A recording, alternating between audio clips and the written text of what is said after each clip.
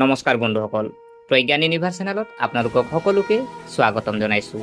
আজি আমি মেষ ৰাশিৰ বাবে 2025 চনৰ অক্টোবৰ মাহত গোটেই মাহৰ দিশত ৰাশিফলৰ বিষয়ে আলোচনা কৰিম। প্ৰিয় দৰ্শক, হিন্দু পঞ্জিকা অনুসৰি এই মাহটো বহু দিশত অতি বিশেষ হ'ব। কাৰণ 1 অক্টোবৰৰ পৰা অক্টোবৰৰ আৰম্ভণি হয় উত্তৰাষাঢ়া নক্ষত্ৰ আৰু শুক্লপক্ষৰ নৱমী তিথি, আৰু এই সময়তে চলিব যিহেতু শাৰদীয় নৱৰাত্ৰিৰ পবিত্ৰ দিন। আৰু অহা 31 অক্টোবৰ শতবিঘা নক্ষত্ৰ আৰু দশমী তিথিৰে মাহটো অন্ত পৰিব। প্ৰিয় দৰ্শক, জ্যোতিষশাস্ত্ৰৰ মতে সূৰ্য, মংগল, বুধ, শুক্ৰ আদি গুৰুত্বপূৰ্ণ গ্ৰহসমূহে এই মাহটোৱে ৰাশি সলনি কৰিব।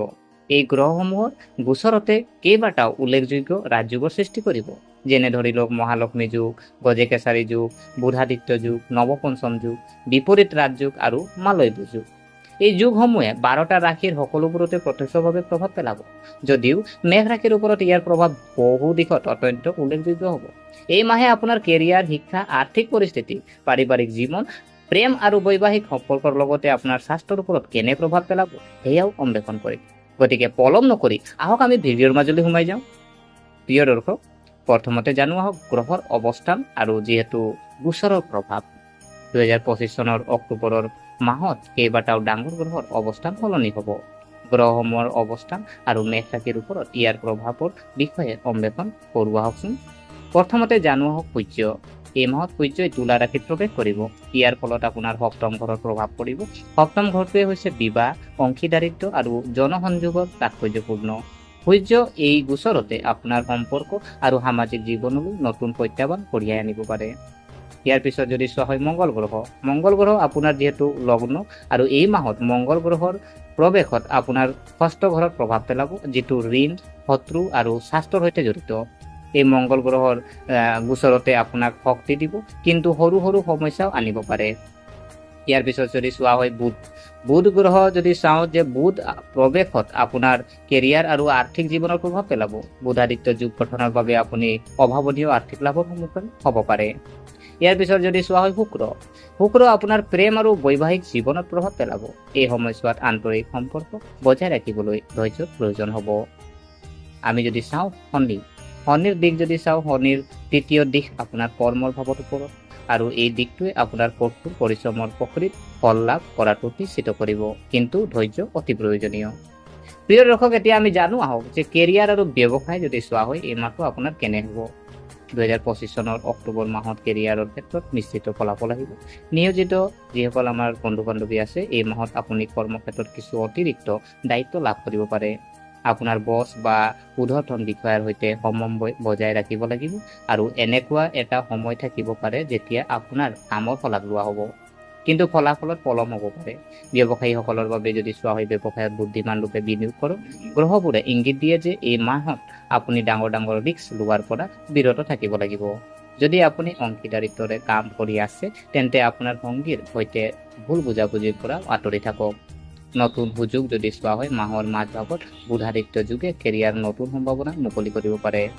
চাকৰি সলনিৰ কথা বিবেচনা কৰা সকলৰ বাবে এই সময় সাক্ষাৎকাৰ আৰু নেটৱৰ্কিঙৰ বাবে অনুকূল হ'ব। চৰকাৰী খণ্ড যদি চাওঁ, চৰকাৰী চাকৰিৰ বাবে সাজু হোৱা সকলৰ বাবে এই মাহটো অগ্ৰগতিৰ মাহ হ'ব। বিশেষকৈ 15 অক্টোবৰৰ পিছত অনুকূল গ্ৰহৰ প্ৰান্তিকৰণে আপোনাৰ কঠোৰ পৰিশ্ৰমক সফলতালৈ ৰূপান্তৰিত কৰিব পাৰে। আপুনি প্ৰতিকাৰ যদি চোৱা হয় মংগলবাৰে আপুনি ভগৱান হনুমানক ৰঙা যিহেতু বস্ত্ৰ আগবঢ়াওক। প্ৰতিদিনে পুৱা সূৰ্য দেৱতাক পানী আগবঢ়াওক। শিক্ষা আৰু ছাত্ৰ ছাত্ৰীৰ জীৱন আমি যদি চোৱা হয়, এই যি আপোনাৰ অক্টোবৰ মাহটো মেষ ৰাশিৰ ছাত্ৰ ছাত্ৰী আৰু শিক্ষাৰ ক্ষেত্ৰত যদি চাওঁ জড়িত সকলৰ বাবে অক্টোবৰ মাহ ইতিবাচক মাহ হ'ব। উচ্চ শিক্ষা গ্ৰহণ কৰা সকলে হয়তো বহিৰাজ্যৰ পৰা ভাল খবৰ পাব। এই সময় প্ৰতিযোগিতামূলক পৰীক্ষাৰ বাবে প্ৰস্তুতি চলোৱা ছাত্ৰ ছাত্ৰীৰ বাবে উপকাৰী হ'ব। গ্ৰহৰ ইংগিত দিয়ে যে তেওঁলোকৰ কঠোৰ পৰিশ্ৰমৰ সম্পূৰ্ণ ফল পোৱা যাব। গৱেষণা আৰু বিজ্ঞানৰ লগত জড়িত যিসকল ছাত্ৰ ছাত্ৰী আছে তেখেতসকলে এই সময়ছোৱাত এটা গুৰুত্বপূৰ্ণ প্ৰকল্প লাভ কৰিব পাৰে।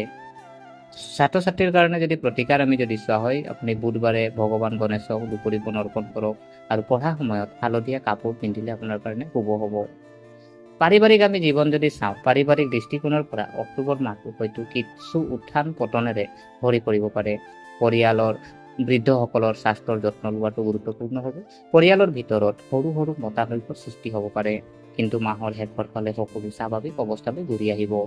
সম্পত্তি বা ৰিয়েল ইষ্টেটৰ সৈতে জড়িত বিষয়ত ধৈৰ্য আৰু সাৱধানতাৰে সিদ্ধান্ত লওক। আপুনি যিহেতু পৰিবাৰৰ কাৰণে যদি প্ৰতিকাৰ আমি যদি চাওঁ, শনিবাৰে এজোপা আহঁত গছৰ তলত এটা বন্তি জ্বলাওক আৰু মাক দেউতাকৰ আশীৰ্বাদ বিচাৰিহে ঘৰৰ পৰা ওলাই যাওক। প্ৰিয় দৰ্শক, ইয়াৰ পিছত যদি আমি চাওঁ প্ৰেম আৰু বৈবাহিক জীৱন যদি চোৱা হয়, এই মাহত প্ৰেমৰ সম্পৰ্কৰ বাবে নিশ্চিত ফলাফল কঢ়িয়াই আনিব। সম্পৰ্কত থকা সকলে নিজৰ সংগীক বুজিবলৈ চেষ্টা কৰা উচিত। কিছুমান সিদ্ধান্ত ল'বলগীয়া হ'ব পাৰে। বৈবাহিক জীৱনত সংঘাত আৰু ভুল বুজাবুজিৰ সৃষ্টি হ'ব পাৰে। আপোনাৰ সংগীৰ সৈতে যোগাযোগ বজাই ৰখাটো গুৰুত্বপূৰ্ণ হ'ব। অবিবাহিত জাতক জাতিকাৰ বাবে এইবাৰ নতুন সম্পৰ্কৰ সম্ভাৱনা কঢ়িয়াই আনিব পাৰে, কিন্তু খৰখেদাই ৰওক। আপুনি পাৰিলে শুকুৰবাৰে দেৱী লক্ষ্মীক ক্ষীৰ অৰ্পণ কৰক। পায়স অৰ্পণ বা ক্ষীৰ বা পায়স আপুনি অৰ্পণ কৰক আৰু বিবাহিত জীৱনত মিঠাৰ বাবে লগত গোলাপী ৰঙৰ ৰুমাল এখন ৰাখক। প্ৰিয় দৰ্শক, ইয়াৰ পিছত আমি আৰ্থিক অৱস্থা যদি চোৱা হয়, আৰ্থিক দৃষ্টিকোণৰ পৰা 2025 চনৰ অক্টোবৰ মাহত মেষ ৰাশিৰ বাবে উপকাৰী হ'ব। অৰ্থাৎ আৰ্থিক লাভৰ সম্ভাৱনা আছে। বিনিয়োগৰ বাবে এইটো এটা ভাল সময়, কিন্তু কেৱল নিৰ্ভৰযোগ্য আঁচনিত বিনিয়োগ কৰক।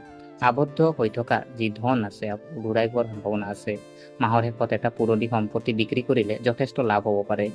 আপুনি যিহেতু আৰ্থিক দিশ ভাল হ'বৰ কাৰণে আপুনি বৃহস্পতিবাৰে কলৰ গছক আপুনি পূজা কৰক। দুখীয়াক হালধীয়া কাপোৰ আৰু মিঠাই দান কৰক।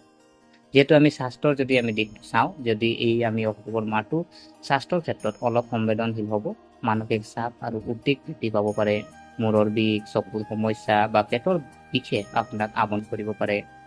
খাদ্য অভ্যাসৰ বিশেষ যত্ন লওক আৰু পৰ্যাপ্ত পৰিমাণে টোপনি লওক। নিয়মিত আপুনি যোগাসন আৰু ধ্যান ধাৰণা লাভজনক হ'ব। আপোনাৰ কাৰণে যদি স্বাস্থ্যৰ কাৰণে আমি যদি প্ৰতিকাৰ যদি চোৱা হয়, প্ৰতিদিনে পুৱা আপুনি তুলসী গছৰ ওচৰত আপুনি বন্তি জ্বলাওক আৰু দেওবাৰে ৰঙা কাপোৰ পিন্ধিব। বিশেষ জ্যোতিষৰ পৰামৰ্শ আমি যদি চোৱা হয়, এই মাহত মহালক্ষ্মী যোগ আৰু গজকেশ্বৰী যোগৰ দ্বাৰা উপকৃত হ'বলৈ নিত বিষ্ণু আৰু দেৱী লক্ষ্মী পূজা কৰক। মংগল গ্ৰহ সন্তুষ্ট কৰিবলৈ ৰঙা চন্দনৰ তিলক লগাওক। প্ৰতি মংগলবাৰে হনুমান চলিচা আবৃত্তি কৰক। প্ৰিয় দৰ্শক, 2025 চনৰ অক্টোবৰ মাহটো মিশ্ৰিত মাহ হ'ব, কিন্তু মেষ ৰাশিৰ বাবে অগ্ৰগতি কঢ়িয়াই অনাৰ মাহ। আপুনি হয়তো আপোনাৰ কেৰিয়াৰ আৰু ব্যৱসায়ত অলপ বেছি কষ্ট কৰিব লাগিব, কিন্তু মাহৰ শেষলৈকে আপোনাৰ প্ৰচেষ্টা সফল হ'ব। শিক্ষাৰ ক্ষেত্ৰত সফলতা, আৰ্থিক লাভ আৰু পাৰিবাৰিক জীৱনৰ ক্ৰমান্বয়ে উন্নতি হোৱা দেখিব। প্ৰেম আৰু বৈবাহিক জীৱনৰ যোগাযোগ আপোনাৰ আটাইতকৈ ডাঙৰ অস্ত্ৰ হ'ব। স্বাস্থ্যৰ ক্ষেত্ৰত সাৱধানতা আৰু নিয়মীয়া ৰুটিনে আপোনাক ডাঙৰ সংকটৰ পৰা ৰক্ষা কৰিব। প্ৰতিদিনে পুৱা সূৰ্য দেৱতাক পানী আগবঢ়াওক। মংগলবাৰে ভগৱান হনুমানক সেন্দুৰ অৰ্পণ কৰক আৰু শুকুৰবাৰে দেৱী লক্ষ্মীক বগা ফুল আগবঢ়াওক। 2025 চনৰ অক্টোবৰৰ বাবে আপোনাৰ সম্পূৰ্ণ মেষ ৰাশিৰ মাহেকীয়া ৰাশিফল আগবঢ়োৱা হ'ল। এই যি আপোনাৰ টিপছবোৰ মানি চলিলে এই মাহে আপোনাৰ বাবে সফলতা, সমৃদ্ধি, শান্তি কঢ়িয়াই আনিব। গতিকে প্ৰিয় দৰ্শক, যদি আপুনি এই ৰাশিফল তথ্য সহায়ক বুলি বিবেচনা কৰিছে, তেন্তে ভিডিঅ'টো লাইক কৰিব, কমেণ্ট কৰিব, চেনেলটো ছাবস্ক্ৰাইব কৰিব আৰু তলৰ ছুপাৰ থেংকছ বুটামটো ক্লিক কৰি আমাক সমৰ্থন কৰক, যাতে আপোনাৰ সৰু সৰু ধন্যবাদবোৰ আমাক আৰু ভাল ভিডিঅ' বনাবলৈ শক্তি প্ৰদান কৰে। পুনৰ লগ পোৱাৰ প্ৰতিশ্ৰুতিৰে আজিলৈ আমি বিদায় মাগিলোঁ। ধন্যবাদ।